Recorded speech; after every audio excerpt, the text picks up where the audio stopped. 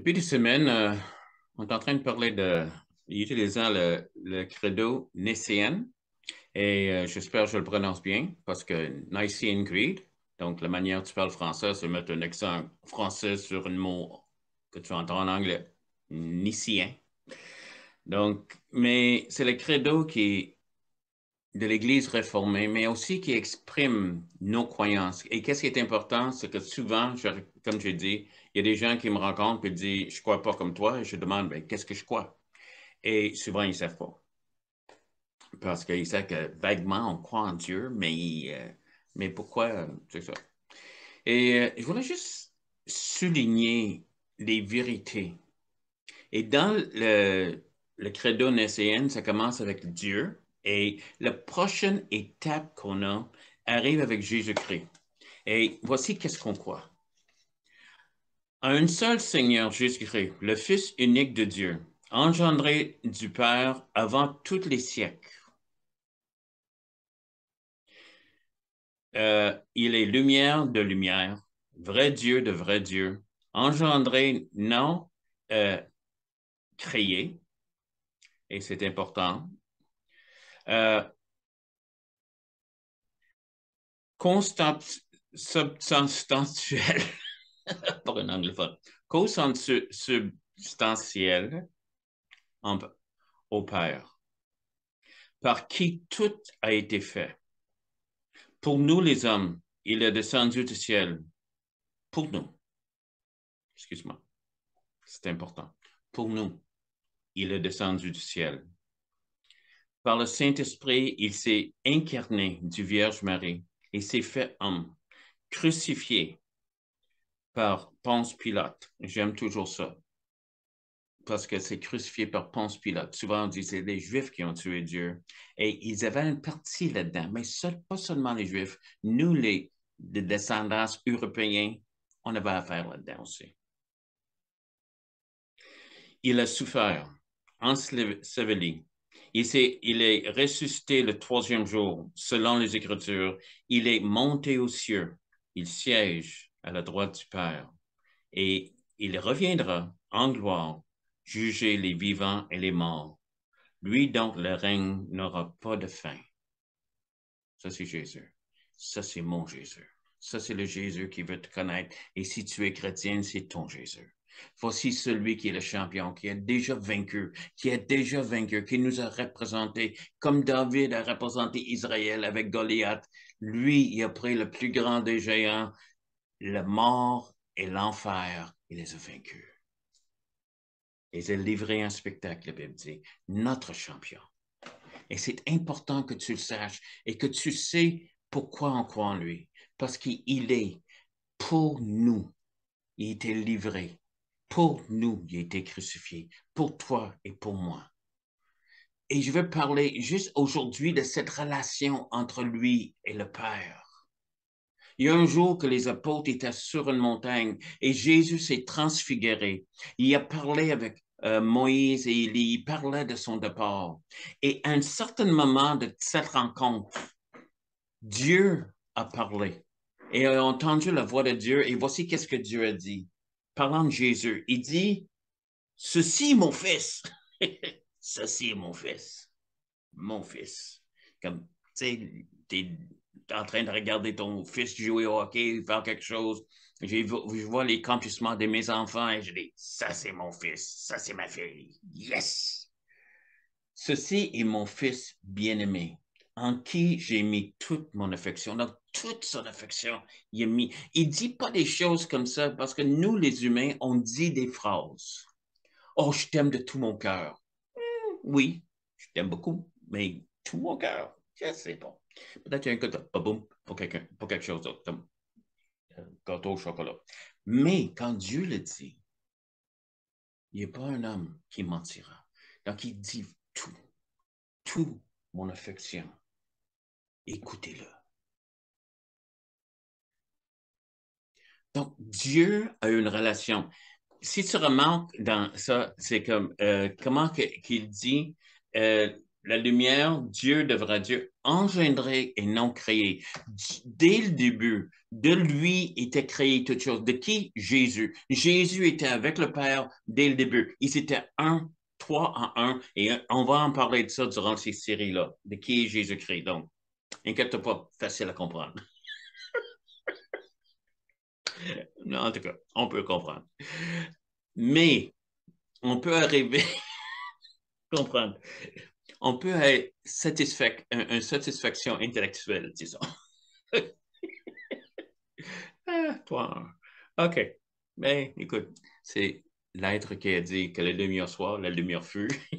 OK. Et après ça, il a créé les luminaires. La lumière, c'est pas argumenté. Hey, Dieu, crée donc le soleil avant. C'est comme. Non, Dieu le dit, c'est là. Et on va finir dans l'éternité avec pas de soleil, mais la splendeur de Dieu. En tout cas, je suis en train de divaguer. Je veux parler de cette relation. Une relation qui était tellement intime, qui était ensemble avant la création du monde. Avant que le temps existait, ils étaient ensemble. Ils sont un, trois en un. Le Père, le Fils, le Saint-Esprit, mais ils sont ensemble. Ils ont une relation ensemble. Il dit, ça c'est mon fils bien-aimé, en qui j'ai mis tout mon affection. C'est incroyable, la profondeur de l'amour que Dieu avait pour Jésus. Et l'amour que Dieu, tu sais, avec cette profondeur d'amour qu'il a, la Bible dit aussi que Dieu, le Père, a tant aimé le monde. Ça veut dire qu'il a tant aimé dans le monde, il a tant aimé toi, avec mets ton nom. Il t'a tant aimé. Jean 3,16, un des versets les plus connus dans le monde. Dieu a tant aimé le monde qu'il a pris, il a donné son Fils unique en qui il avait mis toute son affection. Ça, c'est pas en Jean 3,16, mais remarque avec ce verset-là. En qui était tout. Le jour le plus précieux, la personne le plus précieux qu'il pouvait avoir de toute mon affection. Et ils ont besoin d'un sacrifice.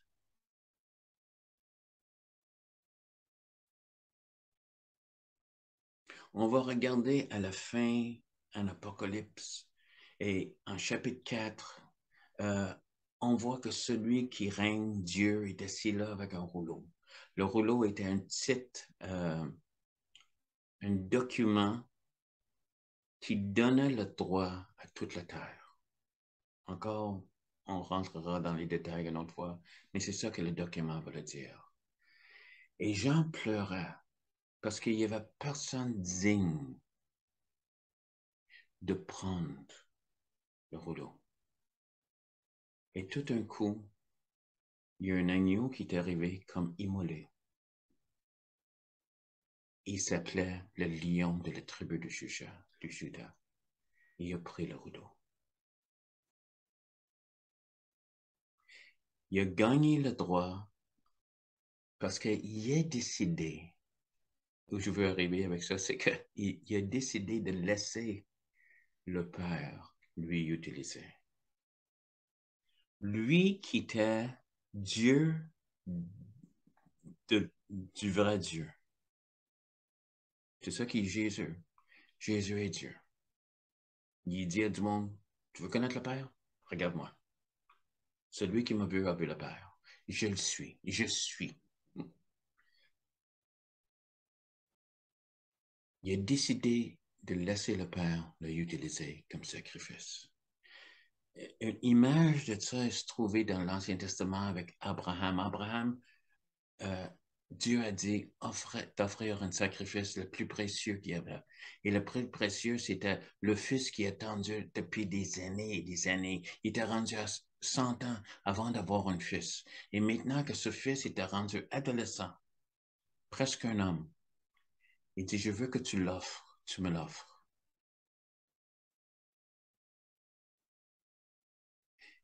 Un vieil homme il avait probablement 117 ans ou quelque chose là, dans ce temps-là. Pas de grande force.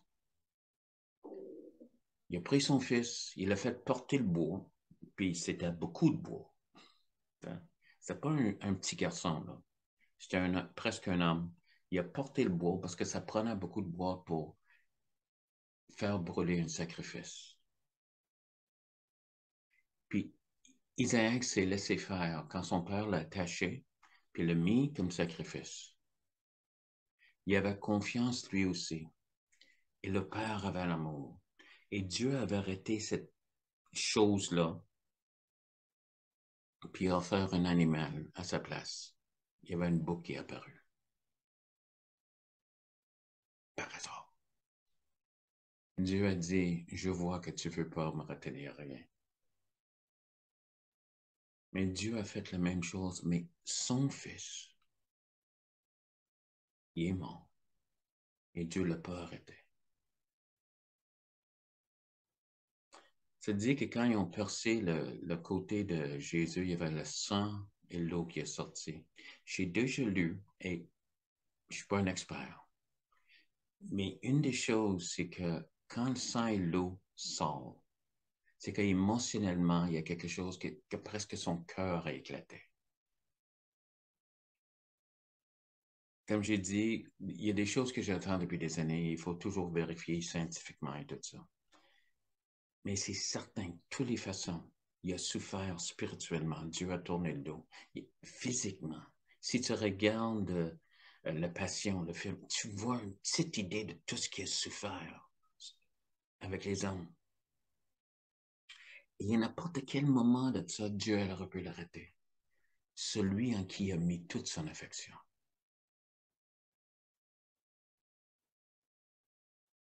Il l'aimait.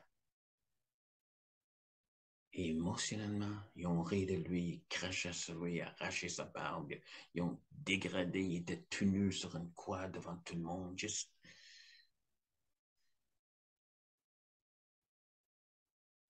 Donc, si son cœur, quelqu'un a un cœur gros, est devenu tellement sur l'émotion, a pété, je peux le croire.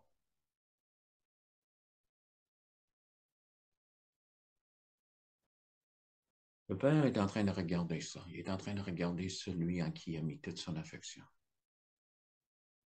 Mon fils. Et pendant que je priais pour ce message, pour ceux qui croient là-dedans, tu ressens des choses. Et je priais, je priais. Je dis, Seigneur, c'est quoi? Je sentais juste un peu d'une profondeur de relation que ces deux-là avaient ensemble. Et à quel point il y avait de la peine. Pour la première fois, Jésus était coupé de son Père. Parce qu'il a pris les péchés du monde. Tes péchés, mes péchés, ils ont pris sur lui. Volontairement. Et à ce moment-là, il a crié la fameuse chose, mon Père, pourquoi m'as-tu abandonné? Émotionnellement, comme tous les autres. Et son père est obligé de lui tourner le dos, celui à qui il a mis toute son affection.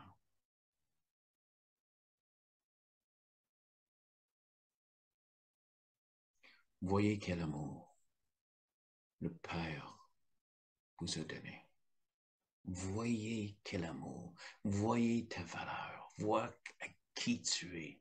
Laisse pas ce monde détruire cette valeur que tu vaux la peine, que tu vaux tellement et que tu sais à quel point que cette prix est à payer par quelqu'un, deux êtres qui sont l'amour personnifié, sont l'amour, tellement d'amour les uns pour les autres, mais tellement d'amour pour toi qui t'es prêt à séparer. Je veux te parler premièrement, avant que je commence à parler de Jésus et le Père, la relation intime qui était brisée pour que toi et moi, on peut avoir accès au ciel. Dieu a tant aimé toi et moi dans le manche qu'il a donné celui en qui il a mis toute son affection, afin que quiconque croit en lui, il ne périsse point, mais qu'il ait la vie éternelle. C'est pour toi. Il t'aime, il t'aime, il t'aime. Je rappelle cette stupide chanson française. Je t'aime la folie, je t'aime. Je l'attendais d'aller. Je sais pas une chanson que j'aurais mis. Si j'étais dans une Walmart ou quelque chose, c'était. Je l'aimais pas. C'est mon choix. Mais Dieu, il t'aime la folie, il t'aime la folie. Il t'aime au bout. Les chrétiens, ils t'aiment au bout. Te manquer, ils t'aiment au bout. Ils te relâchent pas, ils te mettent pas de côté. Si tu es une roseau cassé, ils te rejettent pas. Si tu es une mèche qui fume encore, ils te rejettent pas. Et si tu ne connais pas Dieu, sachez à quel amour Dieu vous a donné. Jésus a pris ta place.